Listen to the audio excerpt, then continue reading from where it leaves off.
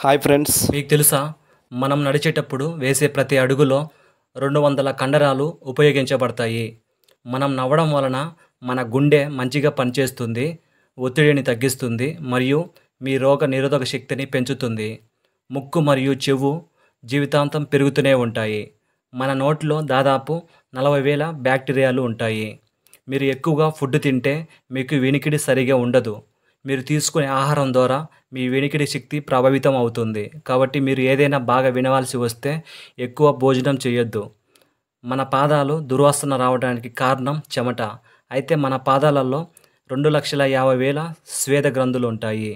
మన తలపై ఉన్న వెంట్రుకలు సాధారణంగా 2 నుంచి 6 సంవత్సరాలు జీవించి తర్వాత ఊడిపోతాయి. ఇది మీకు తెలుసా? మన వయసు పెరిగే కొద్దీ మానవ మెదడు చిన్నదిగా మారుతుంది. ప్రతి సంవత్సరం 1 గ్రామ్ కోల్పోతుంది.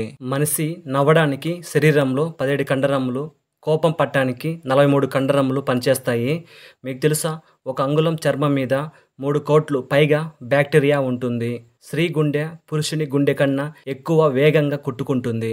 మానవ శరీరంలో ఉండే DNA, అరటిపండులో ఉండే DNA 50% కలుస్తాయి. మనిషి శరీరంలో 1 సెకనుకు 300 మిలియన్ కణాలు చనిపోతాయి.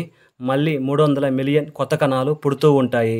మనిషి ప్రాణంతో ఉన్నంత వరకు ఈ ప్రక్రియ కొనసాగుతూనే ఉంటుంది. స్త్రీలు పురుషుల కన్నా ఎక్కువసార్లు కనురెప్పలు ఆర్పుతారు. మనిషి ఊపిరి పీల్చుకోవడం, మింగడం ఈ 2 పనులు ఒకేసారి చేయలేడు. ఆహారాన్ని మింగుతూ ఊపిరి తీసుకుంటే ఆహారం గొంతులో ఇరుక్కుపోయి ఊపిరి ఆడదు. మన బ్రెయిన్ 25 వాట్స్ విద్యుత్తుని ఉత్పత్తి చేస్తుంది. ఈ పవర్తో ఓ బల్బుని వెలిగించుకోవచ్చు. మన శరీరంలో 206 ఎముకలుంటాయి. కానీ అప్పుడే పుట్టిన శిశువుకి 300 ఎముకలుంటాయి. మనం తిన్నది అరగటానికి మన శరీరంలో ఏవైతే సహాయపడతాయో చనిపోయిన 3 రోజులకి అవే మనల్ని తినడం మొదలు పెడతాయి. మన మెదడు మెలకువలో ఉన్నదానికంటే నిద్రలో ఉన్నప్పుడే ఎక్కువగా యాక్టివ్గా ఉంటుంది.